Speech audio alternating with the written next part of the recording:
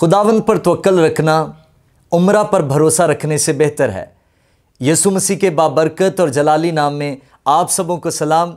मैं हूं आपका होस्ट राशिद यूनुस और आप देख रहे हैं कामयाबी का सफ़र। कामयाबी के इस सफ़र पर आज हम आपकी मुलाकात करवाने जा रहे हैं एक नहायत ही मौजूद शख्सियत से। वो हैं most senior advocate of supreme court of Pakistan और उन्होंने अपनी खिदमात सेशन जज के तौर पर कई साल पाकिस्तान में सरअंजाम दी और नहायत ही अदब के साथ हम उन्हें मुखातब करना चाहते हैं गैब्रियल फ्रांसिस खान साहब। Hello pastor sir. Hello sir, nice meeting. तो नाजरीन, इससे पहले कि हम उनसे बातचीत करें, आपके साथ उनकी मुलाकात करवाएं, आए सबसे पहले हम उनकी कामयाबियों पर नज़र डालते हैं और देखते हैं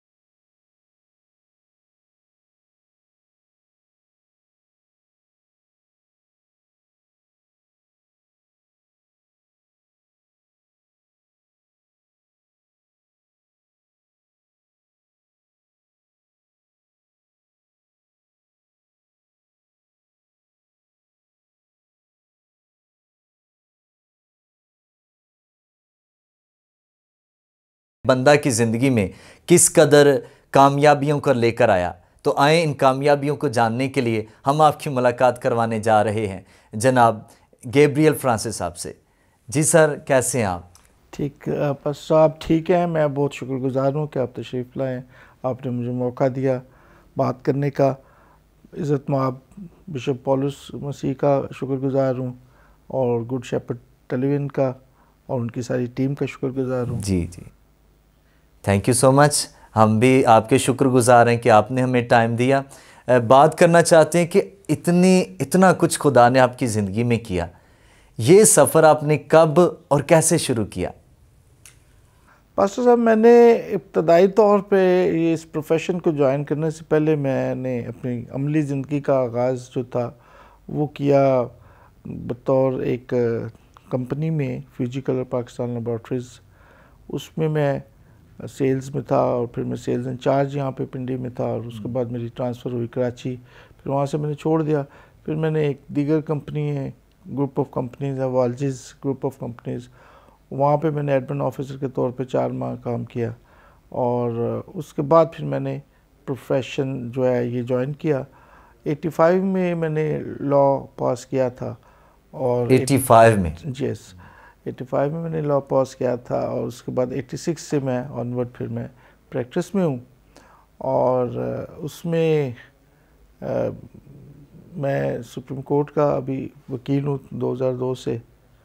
प्रेज़ गॉड। तो 2002 में मैंने एमएनए का एक इलेक्शन भी कंटेस्ट किया था पाकिस्तान नेशनल अलायंस के प्लेटफॉर्म से। अच्छा। तो वो चूँकि खुदावंद की शायद मर्ज़ी नहीं थी और अगर मैं सियासत में चला जाता तो फिर आज शायद सियासत में ही होता। अच्छा, तो मतलब आपने ट्राई किया है? अब मैंने ट्राई किया है, बल्कि उसमें बात ये थी कि मेरी जो पार्टी थी पाकिस्तान नेशनल अलायंस, वो सरदार फारूक अहमद खान लगारी और साबिक़ वज़ीर-ए-आज़म गुलाम मुस्तफ़ा जतोई उनके प्रेसिडेंट थे और अच्छा इस तरीके से अजमल खटक साहब थे एएनपी के, तो ये सारे सीनियर लोग थे। तो उसमें सूबाई असम्बली के लिए उन्होंने मुझे, मेरी मिसेज़ को उन्होंने कहा था कि उनको कर दें, लेकिन वो फिर किसी वजह से मैंने वहाँ उनका नॉमिनेशन पेपर जमा नहीं करवाया और ना ही अपना जमा करवाया। तो गुड लक हुई जनाब, मेरे बड़े अच्छे दोस्त हैं कामरान माइकल साहब, कि उस वक्त उनकी पार्टी बहुत लो प्रोफाइल पे थी। ओके। परवेज़ मुशर्रफ साहब के कू के बाद, 2002 के इलेक्शन की बात कर रहा हूँ, तो थोड़े से उनके लोग आए थे, तो हमारी नॉमिनेशन चूँकि थी नहीं हमारी पार्टी की, तो इस वजह से गालबन उनको गालबन इस वजह से वो MPA फिर हो गए, और खुदा ने फिर, मेरा ख्याल है वो सियासत में ज़्यादा फिट थे। अच्छा। तो मैंने कहा, मैं वैसे भी मैं कुछ थोड़ा कनात पसंद हूँ, तो मैंने कहा बस एक ही सीट काफ़ी है। तो इसलिए चूँकि MNA के हमने देने होते हैं यहाँ पे इस्लामाबाद में नॉमिनेशन पेपर्स, और MPA के लिए वहाँ देने होते हैं, तो फिर मेरा ख्याल है कुछ हर बात में खुदा की मर्जी भी होती है, क्योंकि 2002 में अगर मैं बन जाता MNA या MPA तो फिर शायद आज भी सियासत में होता। हाँ जी। तो उसका नतीजे में ये हुआ कि 2003 में फिर मैंने PCS जुडिशल जो है प्रोविंशियल सिविल सर्विस का इम्तहान दिया, और उसमें फिर मैं डायरेक्ट बतौर एडिशनल डिस्ट्रिक्ट एंड सेशन जज मेरी अपॉइंटमेंट हो गई। अच्छा, एक वकील से आप डायरेक्ट जज की तरफ अपॉइंट हो गए? जी, वो तो लाजमी है कि कोई भी जज बनने के लिए वकील होना पहले ज़रूरी है। जी जी जी। हमारे उसमें यह कि सिविल जज जो ग्रेड 17 में भर्ती होता है जी, तो वो उसके लिए 2 साल की प्रैक्टिस है, लेकिन अगर कोई डायरेक्ट उसके बाद भी ओपन है सूरत कि अगर कोई बाद में जाना चाहे तो फिर बतौर एडिशनल डिस्ट्रिक्ट एंड सेशन जज भी जा सकता है। वो ग्रेड 20 में डायरेक्ट ग्रेड 20 की पोस्ट है, तो उसके बाद हम लेकिन उसके लिए फिर एज का ब्रैकेट जो है वो चेंज हो जाता है। अच्छा। एडिशनल सेशन जज के लिए कि वो कब अप्लाई करें? जी, एडिशनल सेशन जज के लिए आपकी उम्र जो है वो 35 से 45 के दरमियान होनी चाहिए। ओके। और सिविल जज की जो है ना मैक्सिमम लिमिट है, अगर वो प्रैक्टिस भी कर रहा है तो मैक्सिमम उसकी लिमिट है 35 साल।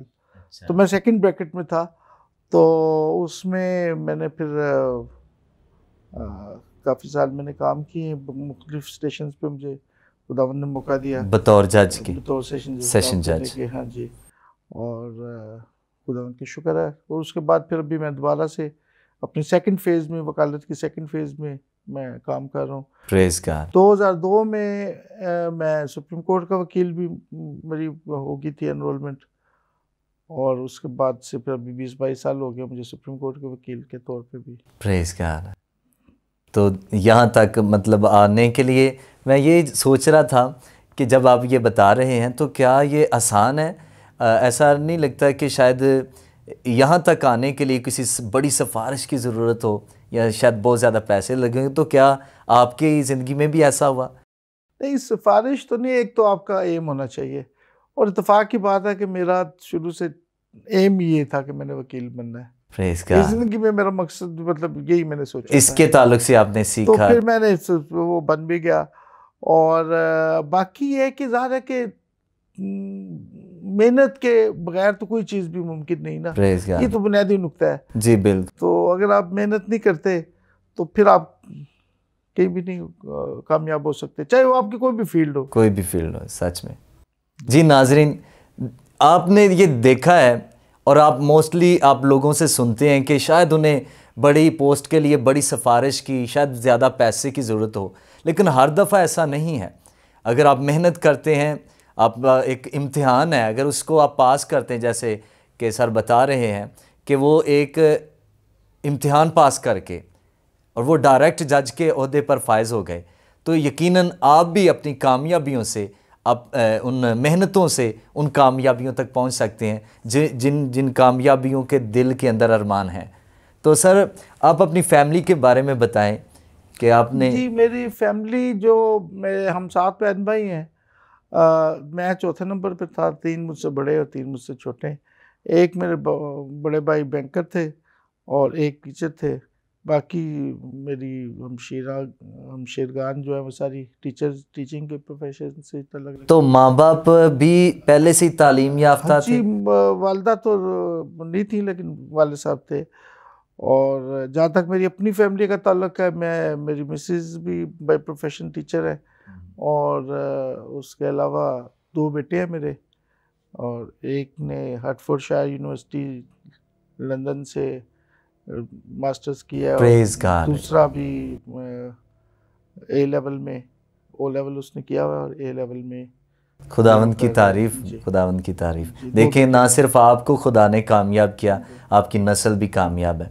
मैंने इसलिए माँ बाप के, आपके माँ बाप के बारे में पूछा क्योंकि नाजरीन जानना चाहते हैं। वो शायद सोचते हैं कि शायद वसाइल ना हो तो पोस्ट भी नहीं मिलती।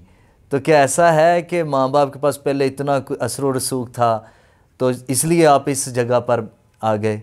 देखिए, बात यह है कि जहाँ तक हमारी कौम का ताल्लुक है तो नॉर्मली 99.9% हम लोग आम लोग हैं। जी जी, इसमें कोई शायद ही कुछ, और अब वो कुछ दूसरी तीसरी नस्ल में जाके कुछ थोड़े से वेल ऑफ हुए हैं। नॉर्मली तो आम लोग ही हैं ना हम लोग। तो ऐसी कोई बात नहीं, सिर्फ काज होना चाहिए माँ बाप के। मेरे जो माँ बाप का था, जैसे मैंने अर्ज की कि मेरी वालदा थी, अनपढ़ थी, लेकिन एक मकसद होना चाहिए। मेरे मुझसे बड़े भाई जो हैं वो सीनियर वाइस प्रेसिडेंट बैंक में थे, तो वो बैंकर रहे हैं। तो इस वजह से ये है कि माँ बाप जो है अगर वो चाहें तो तालीम का जेवर से आरास्ता करना चाहें, उनका उनमें ये शौक़ हो कि उनके बच्चे पढ़ लिख जाएं, तो कोई वजह नहीं है कि फिर वो आप अपना जगह कोई ना कहीं बना लेता है इंसान।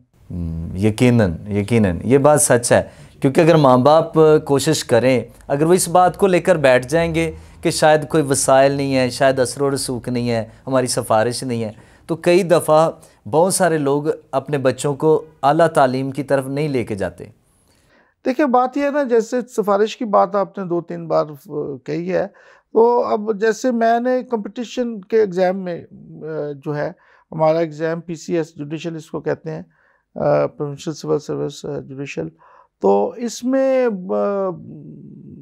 रफली स्पीकिंग 600-700 लोग थे उस वक्त भी जो इम्तहान में शरीक थे। तो उसमें ऐसे हम 22 लोग सिलेक्ट हुए थे।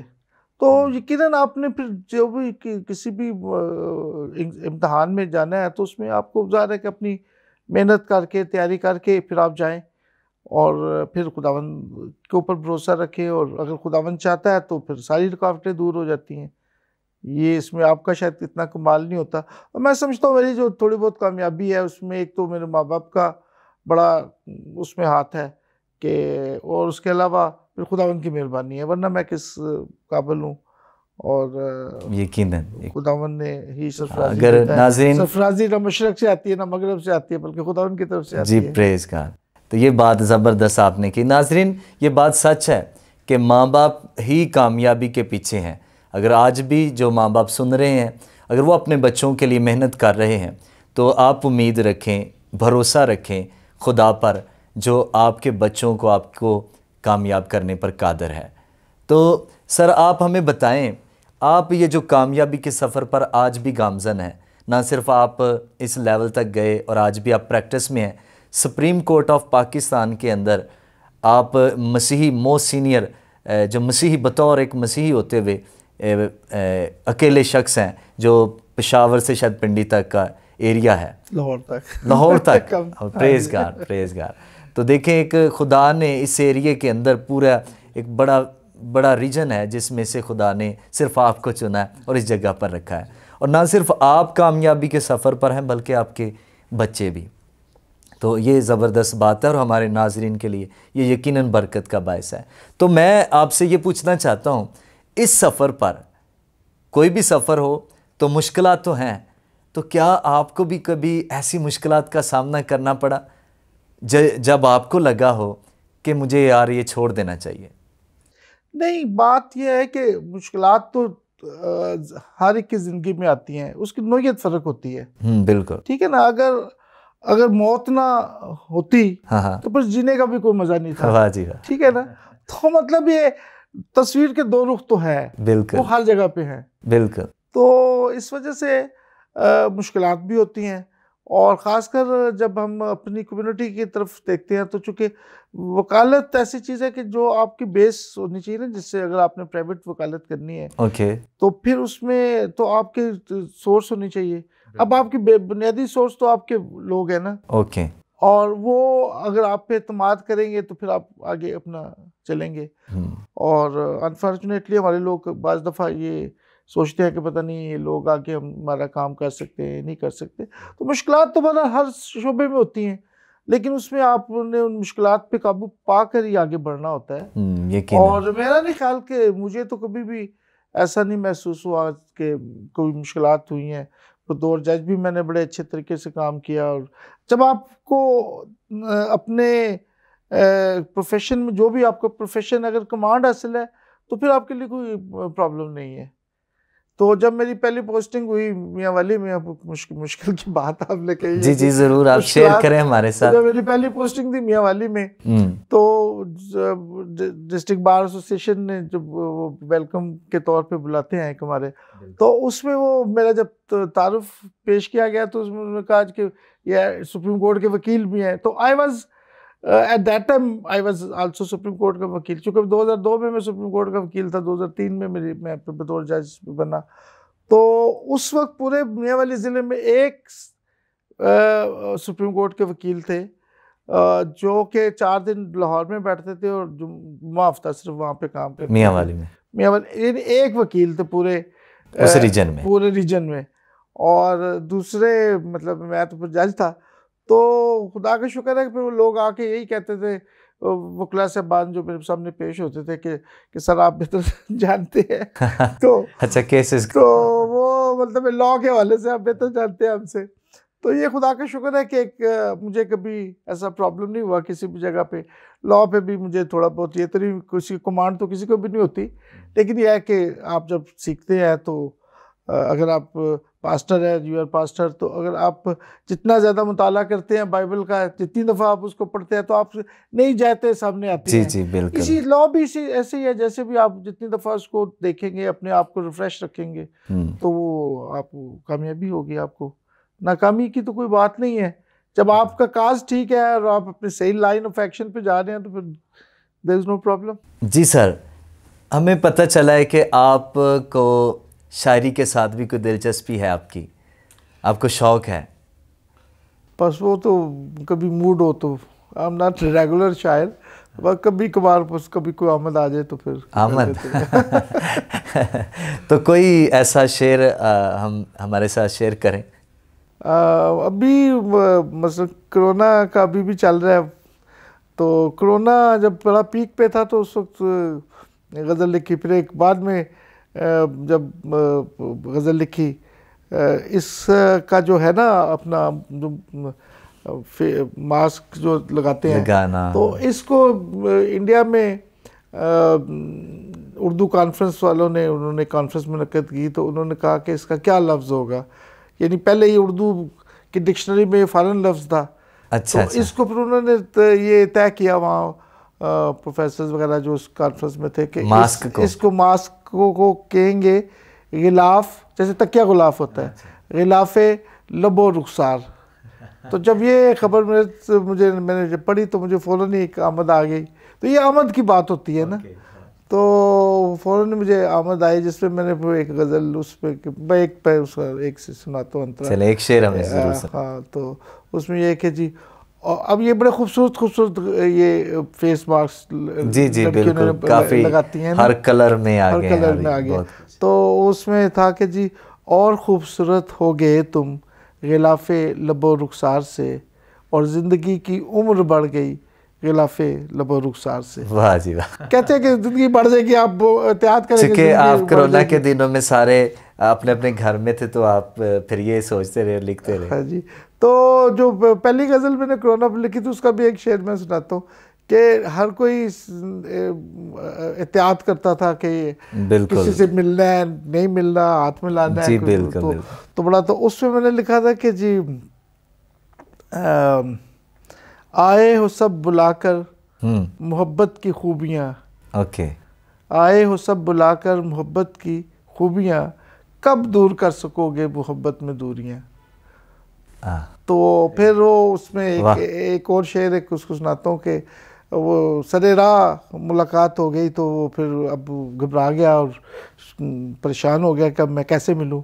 तो उसने कहा कि ये तो चैलेंज रहा है। हाँ, उसने कहा कि इसमें अर्ज़ किया कि एक शेर में उस हवाले से कि कल शाम जो निगाह सरे राह मिल गई, कल शाम जो निगाह सरे राह मिल गई, हैरान कर गई मुझे तेरी बदहवासियाँ।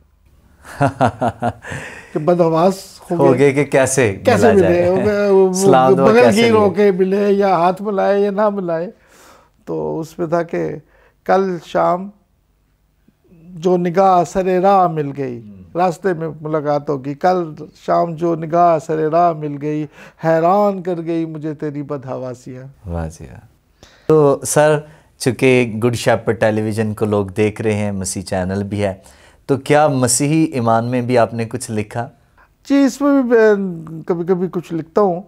और अभी बिल्कुल रिसेंटली 11 तारीख पिछले महीने में वो एक थॉट ज़हन में आया, तो उसके हवाले से, क्योंकि जब हम सांस लेते हैं तो चूँकि पैदाइश की किताब में लिखा है कि खुदा ने अपना दम फूंका इंसान में और वो जीती जान हुआ। तो जब हम सांस लेते हैं तो सांस से, जब हम सांस खींचते हैं तो आवाज़ आती है यहोवा, और जब यहोवा जब वापस कहते हैं तो वाह की आवाज़ आती है।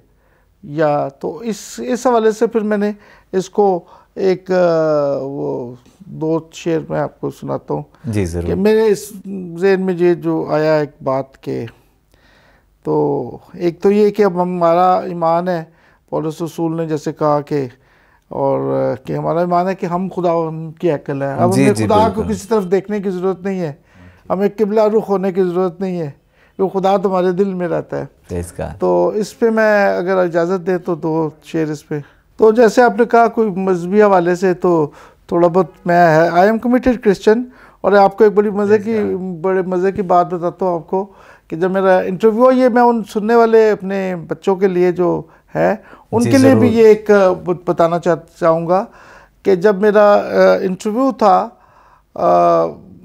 जब मैं जज बना, तो वो 3 जज साहबान जो मेरे सामने बैठे हुए थे इंटरव्यू करने वाले, तो उन्होंने मुझे कहा, पहले तो जैसे मैं इन हुआ तो उन्होंने कहा कि जी आप कैसे अपने नाम को स्पेल करते हैं। फिर वो उनसे बात हुई, तो फिर उन्होंने कहा कि वन ऑफ देम, उन्होंने मुझे कहा कि जी well we all are the children of Abraham, tell us what was the parting point, कि हम है तो सारी औलाद इब्राहिम है, वो नुक्ता बताएं कि जहाँ से आप। उससे पहले उन्होंने मुझे पूछा कि are you a committed Christian, are you a committed Christian, क्या आप रासुखुल अकीदा मसीही हैं, ये पहले सवाल उन्होंने पूछा। तो मैंने कहा my Lord yes I believe मेरा। तो उसके फिर फ़ौरन बाद उन्होंने दूसरा सवाल किया कि well we all are the children of Abraham, tell us what was the parting point, कि वो तफरीक का नुक्ता क्या है। हाँ। तो उससे पहले मैं ये कह चुका था, और वैसे मैंने यही जवाब देना था कि मैं रासुखुल अकीदा क्रिश्चियन हूँ।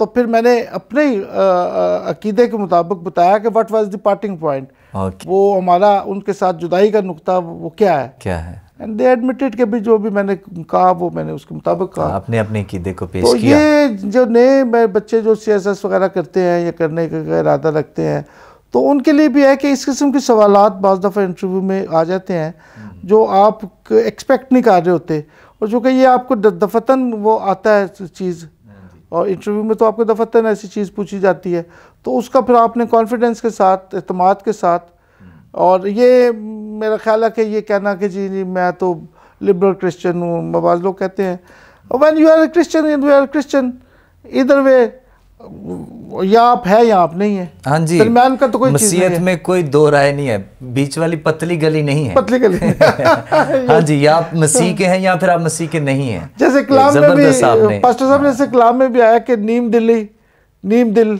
जी है, वो है ना कि पूरे दिल से हाँ, तो नीम दिल मतलब कि आधे दिल से आप मसीह को कबूल कैसे कर सकते? वो तो कबूल नहीं कर सकते।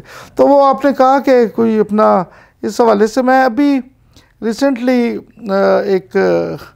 मैंने कुछ ख्याल आया, तो उसमें था कि जब खुदा ने पैदाइश की किताब में लिखा कि वो आदम के और हवा के नथनों में अपना दम फूंका, और वो दम ही है जिसको आप रूह कह लें, जिस दिन वो दम निकल गया तो इंसान भी ख़त्म हो जाता है। तो ये है कि जब ये इंसान जब सांस लेता है, जब सोते में जागते में जैसे वो सांस खींचता है तो वो उसकी आवाज़ जो है खींचने की वो आती है खुदावंद के नाम से, और जब छोड़ता है तो फिर भी या वाह। अगर आप उसको आप इसको इस तरह तन्हाई में देखें, तन्हाई में देखें, या जैसे खुदावंद को झाड़ी में मूसा नज़र आया तो मूसा ने कहा कि मुझे मैं क्या बताऊं उनको कि कौन मुझे मिला, तो खुदावंद ने यूसा को अपना नाम बताया कि मैं हूँ। तो इस हवाले से मैं एक आपसे दो शेर आपको आपकी नज़र करता हूँ। जी ज़रूर। नाज़रीन आपके तो से नाज़रीन की जो हमारे आपके गुड शेपर्ड टीवी वाले नाज़रीन हैं उनकी नज़र भी, कि आसमानों की बुलंदी से निकल कर आ गया, आसमानों की बुलंदी से निकल कर आ गया, वो मेरे दिल की पस्ती में समा गया। वाह जी वाह। मेरे दिल की शान बाला हो गई, मेरे दिल की शान बाला हो गई, बन गई हैकल जब वो उसमें आ गया। प्रेज़ गॉड, ज़बरदस्त।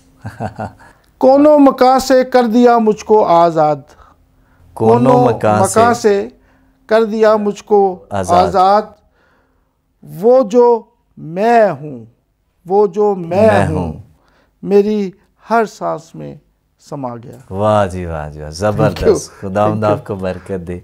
ये वाकई सच है, वो जो मैं हूँ, जो मैं, वो कहता है मेरे कि हर सांस में समा गया। ज़बरदस्त। खुदावंद आपको बरकत दे। ये वाकई आपने कहा कि ये क्या होता है, उतरता है जी। ये तो कलाम तो ये ऐसे ही है, मैं वो वही तो नहीं कहूँगा, लेकिन ये भी एक आमद की किस्म ही है। आमद की बात की थी, और सच में ये आपने अपने अकीदे को पेश किया कि वो कैसे वाकई वो हमारे जब हमारी ज़िंदगी में है तो सच में हमारा अंदर जो है, हमारा दिल है, हम जो है उसका मकदस बन जाते हैं, वाकई हैकल बन जाते हैं। और मुझे मेरे पास्टर साहब ये भी है कि फिर हमें शर्माना भी नहीं चाहिए अपना मज़हब बताने के। बाज़ लोग छुपाते हैं, शर्माते हैं। तो बात देखें ना, मेरा तो इत्तेफाक की बात है कि मेरा तो नाम भी गैब्रियल फ्रांसिस है। हाँ। तो वो MPA साहब जो हैं खलील ताहिर सिंधु साहब जो वज़ीर भी रहे हैं, तो फैसलाबाद में मैं 3 साल मेरी वहाँ पोस्टिंग रही, वो आ चुके वकालत करते हैं। तो वो मुझे एक दिन बताने लगे कि सर वो आपके मेरे अदालत के बाहर तख्ती गैब्रियल फ्रांसिस खान की लगी होती थी। हाँ। तो उर्दू में नॉर्मली तख्ती लगी होती है। तो कहते हैं सर वो लोग है ना, पहले लोग तो वो आपके नाम के हिजे करते हैं पढ़ने के लिए पहले हिजे करते हैं क्या। तो बात यह है कि वो ठीक है कि आप जो है वो है, बिल्कुल, तो आपको छुपाना नहीं चाहिए अपने आप को। बिल्कुल, हमारी शनाख्त जो है उसे क्यों छुपाएं। बिल्कुल सही बात। और मैं समझता हूँ अगर आपने उस ईमान में और ये इतनी तरक्की की है, तो मैं देख रहा हूँ कि आप मसीह को बहुत ज़्यादा अहमियत देते हैं। आपने जजेस के सामने जब इंटरव्यू है उसमें भी अपने आप को कहा मैं कमिटेड क्रिश्चियन हूँ, और आपने जब शायरी करते हैं तो अपने अकीदे को पूरा उतार लेते हैं, लफ्ज़ों में परो लेते हैं। तो सर हमें बताएं कि यीशु मसीह जो हमारा निजात दहिंदा है, खुदावंद है, वो आपकी ज़िंदगी में कब और कैसे आया, वो उसकी झलक आपकी ज़िंदगी में नज़र आती है, तो मसीह आपकी ज़िंदगी में है? ये तो बात यह है कि मेरे माँ बाप भी अच्छे क्रिश्चियन थे, मैं समझता हूँ, तो वो तो बचपन से ही है। और दूसरा बात है कि अपने अपना तोड़ा है। और अब वो मैंने 2-4 दफ़ा मुझे ऐसा मौका मिला कि मैं अदालत में मैंने बाइबल सुनाई, रेफरेंस टू कंटेक्स्ट ना। तो बात यह है कि आप ने अपना काम करना है और मैंने खुदा की तमजीद ही करनी है ना। जी जी। तो आपको शायद पता होगा, मैं आपको एक वाक़या बताता हूँ कि ये जो न्यू क्रिश्चियन कॉलोनी है झेलम में, शायद आप जानते हो, एक वेस्ट कॉलोनी है और एक न्यू क्रिश्चियन कॉलोनी है। तो वहाँ पे एक चर्च है जिसका नाम है वर्ड ऑफ गॉड। तो वो जिसने बनाया था उसका कोई तनाज़ा हो गया, जो पास्टर जो रखा था उसने उसके ऊपर बोर्ड लिख के लगा दिया वर्ल्ड ऑफ गॉड। तो वो मुकदमा चलते चलते बोर्ड ऑफ रेवेन्यू में गया, और बोर्ड ऑफ रेवेन्यू ये जो होती है ना माल की अदालतें, रेवेन्यू की जो अदालत है, उसमें सबसे बड़ी अदालत होती है बोर्ड ऑफ रेवेन्यू, जिसमें पहले होता है ना तहसीलदार वगैरह और फिर एसी, डीसी, कमिश्नर, और कमिश्नर के बाद फिर बोर्ड ऑफ रेवेन्यू। तो चेयरमैन बोर्ड ऑफ रेवेन्यू वो यहाँ पे इधर आके अदालत करते हैं बोर्ड ऑफ रेवेन्यू वाले। तो चेयरमैन साहब की अदालत थी, तो मैं उसमें एंगेज था। तो मैंने नीचे तो मैं नहीं था, लेकिन यहाँ पे मैं एंगेज था। तो मैंने उनको कहा कि सर मैं तो सिर्फ 2 लफ्ज़ी मेरी बहस है, मैं ये नहीं, तनाज़ा ये था कि चर्च एक पार्टी का, ये दूसरी पार्टी का है। तो जिस पार्टी का था उसने तो उसका नाम वर्ड ऑफ गॉड रखा था, वर्ड ऑफ गॉड, कलमा खुदा, और दूसरी पार्टी ने जिसने कब्जा कर लिया था उसने उसका नाम रख दिया वर्ल्ड ऑफ गॉड। अच्छा, ठीक है, खुदा की दुनिया। तो वो फिर मैंने कहा जी बात यह है कि मैं सिर्फ आपको कलाम मुक़द्दस से सुनाना चाहता हूँ। और फिर वो मैंने जेनेसिस पैदाइश की किताब से मैंने उनको बताया कि जनाब बात यह है कि इब्तिदा में कलाम था और कलाम खुदा के साथ था। और फिर मैं उसमें ले गया यूहन्ना रसूल के पहले बाब में ले गया। और फिर मैंने कहा जनाब ये, और फिर उसके बाद तो मैंने कहा कि ये वर्ड ऑफ गॉड, ये हमारा जो चर्च हम था, ये इसका नाम था वर्ड ऑफ गॉड, और ये है वर्ड ऑफ गॉड। और जैसे जनाब जो है वो कलमतुल्लाह कहते हैं, ताकि उसको समझाने के लिए मैंने कहा जनाब जैसे कलमतुल्लाह कहते हैं, तो ये, तो मैंने कहा जहाँ तक वर्ल्ड ऑफ गॉड के तल्लक है तो दुनिया का जो हुक्मरान है वो इब्लीस है। और वो भी पौलुस रसूल के ख़त में, उसका मैं रेफरेंस शायद मुझे अब नहीं याद होगा, लेकिन पौलुस रसूल के जहान के खुदा ने अक्लों को अंधा कर दिया। जी वो किसी पौलुस रसूल के ख़त में मिलता है। तो फिर मैंने वो आयत सुनाई, मैंने कहा जहाल का खुदा तो इब्लीस है, शैतान है, तो हमने ये चर्च का नाम तो हम नहीं रख सकते कि ये, तो हम, तो हमारा तो चर्च का नाम था। तो मैंने कहा 1.5 साल यही मेरी बहस है, तो मेरे हक में फैसला हो गया।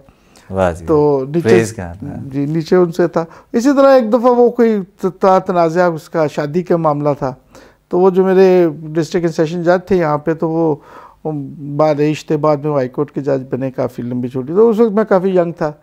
तो वो उसमें उनको मैंने बताया कि पसंद की शादी का जो इशू था ना, ज़लाक के टाइम में बड़ा अगवा, हदूद ऑर्डिनेंसेस वगैरह थे, तो अगवा जना का बड़ा इशू था उस ज़माने में। तो वो क्रिश्चियन थी बच्ची। तो मैंने कहा जी बात यह है कि ये जो है हर एक को खुदावंद ने हक दिया है कि वो अपनी पसंद की शादी जो है वो करे। तो फिर मैंने वो खरूज की किताब से कल्बन, वो जहाँ पे एक मूसा ने एक 4 बहनें थी जिनका भाई कोई नहीं था। तो जब उन्होंने तकसीम खरूज की नहीं, उसके बाद की वो होगी जहाँ पे ज़मीन जो तकसीम की गई।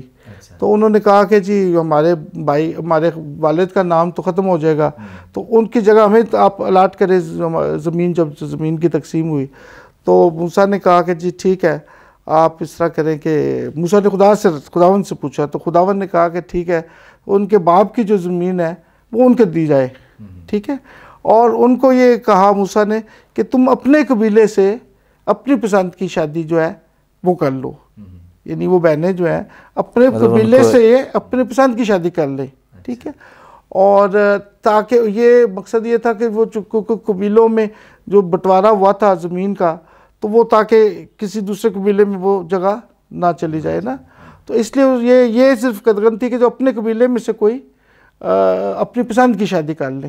तो मैंने ये पढ़ के सुनाया, मैंने कहा जनाब ये तो जो खुदावंद, मैंने उनको ये कहा, मैंने कहा जी मैं कोई अपना यहाँ पे सुप्रीम कोर्ट, हाई कोर्ट का आपको कानून नहीं सुनाता, मैं सिर्फ आपको बाइबल मुक़द्दस में से सुनाता हूँ, जहाँ खुदा खुद ये हक दे रहा है बच्ची को कि वो अपनी पसंद की शादी जो है वो करे। तो इस तरह मुझे मतलब है मुख्तलिफ़ वक्तों में कभी ऐसा मौका मिला कि जब मैंने खुदा उनका कलाम अदालत में सुनाया, सबके सामने सुनाया। तो सर आप हमें बताएं कि यीशु मसीह को जैसे हम शख्सी तौर पर कोई ना कोई कभी ना कभी किसी कन्वेंशन में, कभी किसी इबादत में, कभी कलाम पढ़ते हुए हम तब्दील होते हैं, हम फील करते हैं कि हमें हम मसीही तो हैं लेकिन हम मसीह के नहीं हैं शायद। तो हम फिर एक दफ़ा इकरार करते हैं कि वाकई हमारी हालत ये है और हमें मसीह की ज़रूरत है। तो क्या ऐसी आपकी लाइफ में भी आया कि आपने मसीह को बाकायदा तौर पर अपना खुदावंद मान लिया हो और तब से आप कमिटेड क्रिश्चियन कहलाए हैं? देखिए, मैं अब अपनी ज़िंदगी की बहुत सारी बहारें देख चुका हूँ, तो यकीनन। अब बात यह है कि ये मरहले तो कई दफ़ा आए, कभी इंसान थोड़ा सा वो होता है, लेकिन मुतअद्दिद बार इंसान ये तो कामिल नहीं है ना, इंसान तो कोई कामिल है नहीं। लेकिन ये बारहा ये बात देखिए, जब मैं मिसाल के तौर पे मैं MNA नहीं हुआ तो उसके बाद खुदा ने मेरे लिए अच्छी जगह रखी हुई थी, ठीक है ना, उससे अच्छी जगह रखी हुई थी। तो उसमें यही बात है कि फिर खुदा आप उसको, जब आपकी ज़िंदगी में ये एक मुआवज़ा है, मैं समझता हूँ एक मुआवज़े वाली बात है ना। तो मैंने फ़ौज में एक मिशन के लिए मैंने ट्राई की 2-3 दफ़ा, लेकिन नहीं हो सका। तो अगर वहाँ मैं चला जाता तो शायद वो मे बी को कर्नल वगैरह होके मैं रिटायर हो जाता। तो ये मुझे उससे बड़ी पोस्ट जो है खुदावंद ने दी, बाकी चीज़ें भी दिखाई, बहुत सारी चीज़ें दिखाई। मैंने MA सियासत किया हुआ है, लॉ किया हुआ है, तो उस हवाले से मुझे कोई एक्टिविटीज़ भी, सियासी एक्टिविटीज़ भी करते रहे बहुत अर्सा, बात लंबी हो जाएगी। तो मैं उसमें यह है कि मेरा वो शौक़ भी पूरा हो गया, यानी कि इलेक्शन भी कंटेस्ट हो गया और अदलिया में भी मैं चला गया। तो अब आप ये कह सकते हैं कि आई एम 2 in 1। वाह जी। तो थैंक गॉड, खुदा ने बड़ी बरकत दी। तो इस वजह से मैं समझता हूँ, देखे ना, ये तो आपको कब लगा कि मसीह आपकी ज़िंदगी में काम कर रहा है? ये तो सवाल ऐसा है कि कोई पर्टिकुलर पॉइंट मैं नहीं बता सकता, लेकिन ये है कि ये बार बार मुझे महसूस हुआ कि, यानी जब मैंने पहला सज़ाए मौत का फ़ैसला किया तो अगले दिन काफ़ी सारे लोग आए मेरी अदालत में देखने के लिए कि वो किस जज ने फ़ैसला किया। तो अच्छा, आपने ये फ़ैसला भी किया हुआ है? मैं तो सेशन जाता तो वो 302 के वो केसेस मेरे पास होते थे ना। तो कत्ल का जो पहला फ़ैसला हुआ तो वो अगले दिन मुझे मेरा अमला बताने लगा कि सर वो बहुत सारे लोग आए हुए हैं बाहर। तो मैंने कहा क्यों?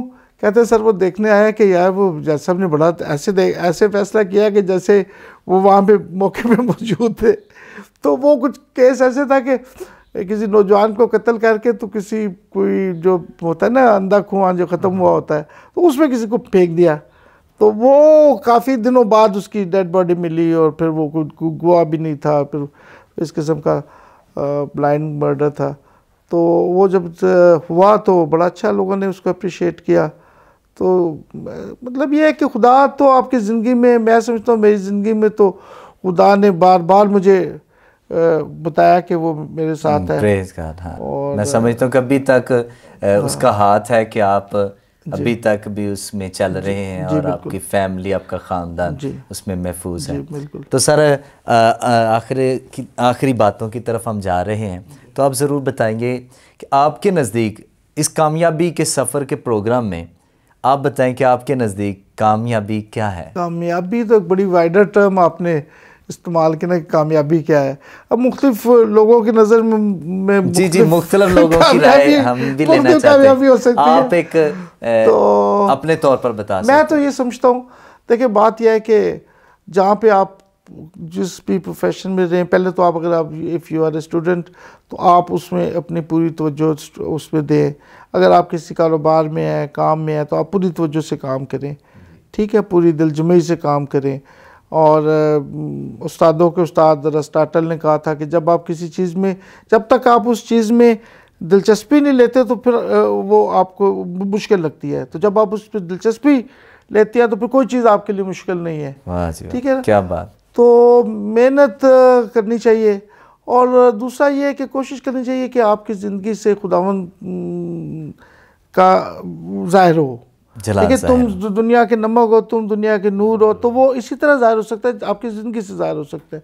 अब फिर वही बात कि आपने अपनी फील्ड में काम करना है, हर एक ने अपनी फील्ड में काम करना है, बट वो आपने क्रिश्चियन स्पिरिट जो है वो आपने अपने कायम रखना। ये बहुत ज़बरदस्त बात। तो मैंने ये सोचा था, जब मैं जज बना तो अब इसमें बहुत सारी टेम्पटेशंस होती हैं, आप बहुत सारे पैसा बना सकते हैं, चूँकि तो लेकिन मैंने ये सोचा था कि भाई बहुत से लोग हैं, तो मैं किसी को पिन पॉइंट तो नहीं कर रहा, लेकिन ओवरऑल जो जैसे हमारी अदलिया की शोहरत है तो वो यही है कि इतनी अच्छी नहीं है। तो मैंने ये सोचा था कि मैं किसी को ना तो किसी से रिश्वत लेके तो किसी को पकड़ूंगा, ना किसी को रिश्वत दे के छोड़ूंगा। तो फिर मैंने कोशिश की कि उसके ऊपर मतलब हर इंसान कामलियत का दावा तो नहीं कर सकते, लेकिन मैंने कोशिश की कि उस अपनी इस कमिटमेंट पे कायम रहूं। और अगर किसी ने मुझे कोई सिफारिश की भी, टेलीफोन किया भी, तो मैंने एक कान से सुना और दूसरे कान से निकाल दिया। अच्छा, तो कोशिश मैंने की कि मेरिट्स के ऊपर फैसला हो। प्रेज का। हाँ जी, तो आपने ईमान की और मसीही स्पिरिट का मुजाहरा किया है अपने किरदार से। जी बिल्कुल, मेरा ख्याल है कि मैंने कोशिश की है खुदावंद आपको बरकत दे। नाजरीन, आपने देखा कि खुदा ने अपने बंदा को, जो कि इस वक्त में वो सुप्रीम कोर्ट ऑफ पाकिस्तान में अपनी प्रैक्टिस में है, तो आखिरी बात मैं अगर आपसे पूछना चाहूँ कि हमारे नौजवान हैं कुछ जो LLB पढ़ रहे हैं और वो कोशिश कर रहे हैं, वो किसी मुकाम तक जाना चाहते हैं, तो आप हमें उन्हें ज़रूर कोई एक या दो जुमलों में अपना पैगाम दें। मैं पास्टर साहब ये कहूँगा कि किसी भी प्रोफेशन में आप जब जाते हैं तो एक तो आप उसमें कोशिश करें कि जब आपने टारगेट फिक्स किया, जैसे मैंने कहा मेरा तो ज़िंदगी में टारगेट ये था बिल्कुल कि मैंने तो वकील ही बनना था, ये मेरा टारगेट था। और शुक्र है कि यार जब मैंने सोचा था पहली दफ़ा कि मैं वकील बनना, तो मैं फिर वकील ही बन गया। और फिर ना सिर्फ मैं वकील बना बल्कि जज भी बन गया। तो इसमें तो यही है ना, मेराज वकील की मेराज जज होना है। तो इंसाफ भी किया और खुदावंद की सिफ्त भी है, अल वकील भी खुदा है और अल आदल भी खुदा है। तो उस वजह से मेरा ख्याल है कि एक तो बच्चों के लिए ये है कि पाकिस्तान में जितनी भी सर्विसेज हैं, सबसे अच्छी अट्रैक्टिव जॉब जो है वो जज की है। इसमें मैं आपको बताऊं कि जो भी इनिशियल अपॉइंटमेंट होती है ग्रेड 17 में, जो सिविल जज हमारे भर्ती होते हैं, और उनकी अगर जो दूसरे ग्रेड 17 में लोग भर्ती होते हैं, उनकी अगर सैलरी जो होती है ना बेसिक, मिसाल के तौर पे बेसिक सैलरी उनकी है 20,000, तो अदलिया में 3 टाइम्स जुडिशल अलाउंस है। यानी उसकी बेसिक सैलरी सिविल जज की या मैजिस्ट्रेट की जो सैलरी है वो 3 टाइम ज़्यादा होगी, यानी 20 का 80 हो जाएगी। 80,000 उसकी बेसिक सैलरी होगी। उसके ऊपर फिर अलाउंसेस जो हैं वो जो भी महंगाई अलाउंस या जितने भी जो अलाउंसेस होते हैं वो उसके अलावा होंगे। और सिविल जज को गाड़ी भी दी जाती है। अच्छा। और सिविल जज के अमले में आपके ड्राइवर भी मिल जाता है, गाड़ी भी दी जाती है। आप जैसे बनेंगे आपके पास गाड़ी आ जाएगी। और उसके बाद आपके पास इख्तियार बड़ा होगा। अभी आपने रिसेंटली देखा शहबाज गिल के मामले में कि मैजिस्ट्रेट ने कहा जी मैं इसको छोड़ देता हूँ, वो दोबारा मैजिस्ट्रेट के पास आया, उसने कहा मैं इसको छोड़ देता हूँ। हालांकि वो 17 स्केल का मतलब वो हमारे कैडर के हिसाब से वो मतलब बच्चा ही है ना, जो पहले 17 स्केल में, फिर वो जैसे जैसे हम ऊपर जाते हैं जो सेशन कोर्ट तो सुपीरियर कोर्ट होती है उनके हवाले से, तो आपके पास इख्तियार भी बहुत है। ठीक है, अब उस इख्तियार को आप अच्छे तरीके से वैसे तो इस्तेमाल करना चाहिए जो भी वो, तो इसमें इख्तियार भी है और इसमें स्टेटस भी है। देखिए हमारी जो सोसाइटी है वो है स्टेटस ओरिएंटेड सोसाइटी, और सबसे ज़्यादा यहाँ पे पुलिस की एट्रॉसिटीज़ जो है आप देखते हैं कि हर वक्त पुलिस जो है लोगों के साथ जुल्म ज़्यादती करती है। आपको इस प्रोफेशन में आने से एक तो आपको राइट्स का पता है और आप अपने राइट्स को प्रोटेक्ट भी कर सकते हैं। और अगर आप इसी में फिर ज़रूर आप जाएँ अपना उसके ऊपर अदलिया में जाने की भी कोशिश करें। सही। और उसमें देखें फिर अगर यानी पहले तो आपने लॉ किया होगा तो फिर आपने अगला टारगेट फिक्स करेंगे ना, तो पहले आप लॉ करें। तो ये किसी भी उससे अच्छी सर्विस है कि इसमें आपको यानी बाकी जो ग्रेड 17 के सारे लोग हैं उनको गाड़ियाँ जाते हुए नहीं मिल जाती, लेकिन जुडिशरी में जो जाता है उसको जाते ही गाड़ी भी मिल जाती है, ड्राइवर भी मिल जाता है। अच्छा। गाड़ी भी मिल जाता है और उसके साथ सिपाही भी उसके साथ वो होता है गनमैन के आगे पीछे के जाने के लिए, तो वो प्रोटोकॉल भी मिल जाता है। तो पाकिस्तान में तो मैंने कहा ना जैसे ये स्टेटस ओरिएंटेड सोसाइटी है, तो that is the best job अगर आप उसमें जाते हैं। तो नौजवान इवन करना अगर आप चाहिए। वकालत भी करना चाहते हैं तो वकालत में भी कोई लिमिट नहीं है, आप जितनी मेहनत करेंगे उतना आप अरूज पे जा सकते हैं। जी, thank you sir. Thank you. यकीनन आप गुड शेपर्ड टेलीविज़न पर देखे जा रहे हैं, तो आए नाजरीन, खुदा के बंदा के लिए हम दुआ करते हैं, अपने सर झुकाते हैं और खुदा उनकी हजूरी में झुकते हैं। ऐ जलाली पिता, हम तेरी शुक्रगुजारी करते हैं कि तू अपने लोगों को सरफराज करना जानता है और दूसरी कौमों के दरमियान तू उन्हें नूर के तौर पर रखता है ताकि वो पहचाने जाएं और इससे तेरे नाम को इज़्ज़त और जलाल मिल सके। हम खुदाम तेरे बंदा गैब्रियल फ्रांसिस खान के लिए खुदाम तेरी हजूरी से बरकत को मांगते हैं। इस बड़े प्लेटफार्म से खुदाम हम ख़ानदानों के साथ मिलकर तेरे बंदा के लिए ब्लेसिंग चाहते हैं और चाहते हैं कि तेरा बंदा और सरफराज हो और यस्सु को जलाल ज़्यादा मिलता रहे। यस्सु मसीह के नाम से ये दुआ मांगते और पा लेते हैं, आमीन आमीन। नाजरीन, यकीनन ये प्रोग्राम आपके लिए बरकत का बायस बना होगा और आपने खुदा के बंदा की बातें सुनी और आप उन बातों से यकीनन आपको फ़ायदा पहुंचा होगा। हम दोबारा मिलेंगे नए एपिसोड में नए गेस्ट के साथ। तब तक देखते रहिए Good Shepherd Television. God bless you all.